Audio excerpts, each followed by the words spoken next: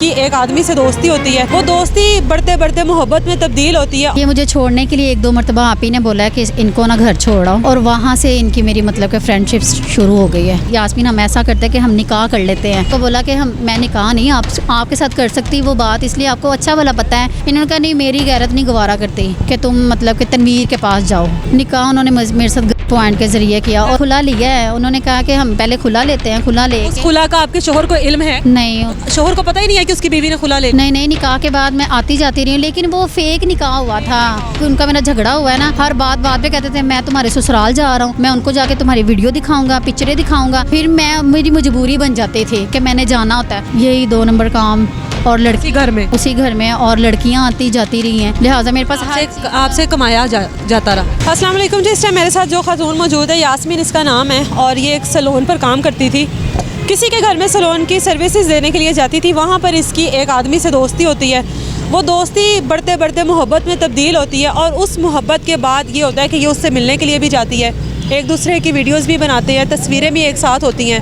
3 बच्चों की ये माँ है, शादीशुदा औरत है, और वो आदमी भी शादीशुदा है, उसके भी 4 बच्चे हैं। उसके बावजूद मोहब्बत हो जाती है। अब उस मोहब्बत का अंजाम कितना खौफनाक निकला है, वो हम यास्मीन से पूछते हैं। अस्सलाम वालेकुम। वालेकुम अस्सलाम। यास्मीन, इस आदमी के साथ दोस्ती आपकी होगी कि आप किसी के घर गई हो सर्विसेज देने, वहाँ पर ये उनका क्या लगता था? ये उनका भाई था। शादीशुदा था? जी, शादीशुदा था। 4 बच्चों का बाप, आपके 3 बच्चे? हाँ जी, 4 बच्चों का। मोहब्बत कैसे होगी? ये मुझे छोड़ने के लिए 1-2 मरतबा आप ही ने बोला है कि इनको ना घर छोड़ाओ। यास्मीन को लेट हो गई है, और वहाँ से इनकी मेरी मतलब कि फ्रेंडशिप शुरू हो गई है। तो वहाँ से मतलब कि हम आते जाते रहे हैं, तो वहाँ से बाहर घूमना शुरू कर दिया, आना जाना शुरू कर दिया। ऐसे ही सिलसिला तकरीबन 1 साल तक चलता रहा है।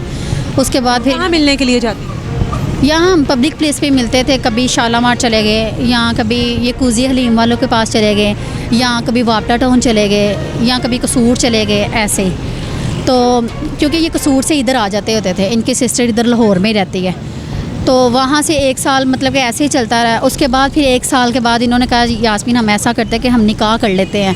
हम ऐसा भी तो मतलब कि रह ही रहे हैं। मैंने इनको बोला कि मैं निकाह नहीं आपके साथ कर सकती वो बात, इसलिए आपको अच्छा वाला पता है कि मेरी फ़ैमिली कैसी है, आपकी फ़ैमिली माशाल्लाह से कैसी है। इन्होंने कहा नहीं, मेरी गैरत नहीं गवारा करती कि तुम मतलब कि तनवीर के पास जाओ, जो मेरे पहले हस्बैंड हैं उनके पास जाओ।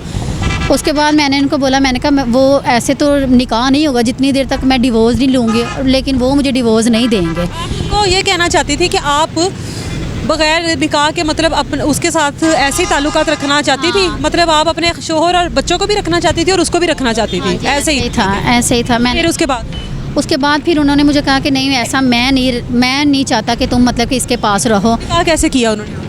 निकाह उन्होंने मेरे साथ गन पॉइंट के ज़रिए किया, और वो भी ऐसे किया कि यहाँ से मेरा उनका झगड़ा हुआ है। और उनका आपके शोहर के साथ खुला हुआ था, तलाक हुई थी जो आपका उनके साथ निकाह हुआ? पहले शोहर के उन्होंने खुला लिया है। उन्होंने कहा कि हम पहले खुला लेते हैं, खुला ले। उस खुला का आपके शोहर को इल्म है? नहीं। तो वो खुला कैसे हुआ? लेकिन वो कहते हैं कि हो गया खुला। कैसे आप इतनी तो समझदार होगी कि ऐसे कैसे हमारे अगर शरई लिहाज से भी देखा जाए तो शोहर को पता ही नहीं है कि उसकी बीवी ने खुला ले लिया? नहीं, उनको पता ही। और की मौजूदगी ज़रूरी है ना खुला के लिए भी, तलाक के लिए भी। कैसे हो गया? अच्छा, फिर निकाह के बाद उसके साथ ही रहती रही कि अपने शोहर के पास आती जाती? नहीं, निकाह के बाद मैं आती जाती रही हूँ, लेकिन वो फेक निकाह हुआ था। उन्होंने ये फेक निकाह ये बाद में पता लगा ना? हाँ, ये मुझे बाद में पता चला जब उनका मेरा झगड़ा हुआ है ना। हर बात पे कहते थे मैं तुम्हारे ससुराल जा रहा हूँ, मैं उनको जाके तुम्हारी वीडियो दिखाऊंगा, पिक्चरें दिखाऊंगा, तुमने आना है या नहीं आना।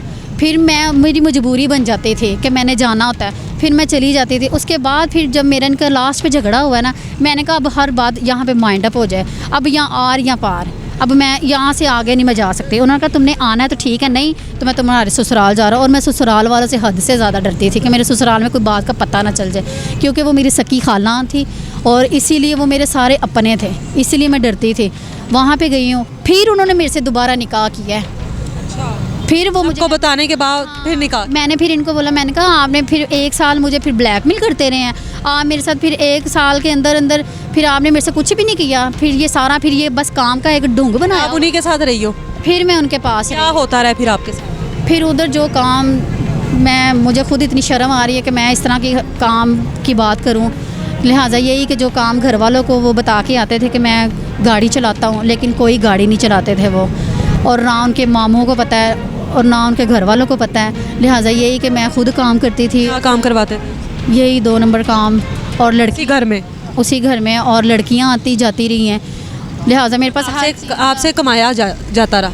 बस यही है कि कमाया जाता है, और बस जिस दिन काम नहीं हुआ उस दिन झगड़ा, मार कुटाई, हर चीज़ ऐसे ही बस होता रहा। और लास्ट पे जब मुझे मौका मिला है मैं वहाँ से भागी हूँ, और बाद में फिर मेरी अम्मी के ऊपर, मेरे पीछे मतलब कि जो ससुराल वाले उनके ऊपर उन्होंने केस कर दिया। उन्होंने वहाँ पे थाने में रिपोर्ट लिखवा दी कि यास्मीन यहाँ से भागी है और मेरा जेवर लेके भागी है, पैसे लेके। अब आपके पहले शोहर ने आपको कबूल किया इतना सब कुछ, तो उसको पता लग गया अब सब कुछ, तो अब उसका क्या रवैया? आप ही वो मुझे कैसे कबूल करेंगे? वो तो मुझे बिल्कुल भी नहीं कबूल करते। पछतावा है अपने की? ज़ाहिरी बात है, मैं तो कहती हूँ कि मुझे अब मरने का कोई मौका, सिर्फ बच्चे ना हो तो मैं तो कब की मर जाती। सिर्फ बच्चे देखती हूँ तो बस जी रही हूँ, और तो ऐसा कुछ भी नहीं। अब जैसे बहुत सारी लड़कियां जो इस तरह के लड़कों के हाथों ट्रैप हो जाती हैं, उनको कोई पैगाम देना चाहो? मैं तो बस यही कहना चाहूँगी कि अगर जिसका कोई भी फ्रेंड है ना, लेकिन ना तो अपने घर तक किसी का तल्लक रखें, अगर बात है तो बाहर तक ही रखें, ना घर वाला किसी को घर दिखाए और ना घर तक कोई बात करे। दोस्ती है तो बाहर तक ही रखें। अगर कोई कहे कि मेरे से निकाह करें या इस तरह का काम करें, तो मैं तो ये, बच्चों को भी पता लग गया होगा? ज़ाहिर बात है, आप ही सबको पता चल गया। इससे एक तो सबक मिलता है कि हर इज़्ज़त देने वाला आदमी जो है, जो आपकी तरफ इज़्ज़त देने के लिए हाथ बढ़ा रहा है, ज़रूरी नहीं है कि वो आने वाली ज़िंदगी में आपको इज़्ज़त ही दे। कई बीच में से लोग ऐसे भी होते हैं जिन्होंने आपका फ़ायदा उठाना होता है। कोई नौकरी नहीं करनी होती, बल्कि आपके ज़रिए उसने पैसा कमाना होता है और अपनी ज़िंदगी को स्टेबल करना होता है। मुझे दीजिए इजाज़त, अल्लाह हाफ़िज़।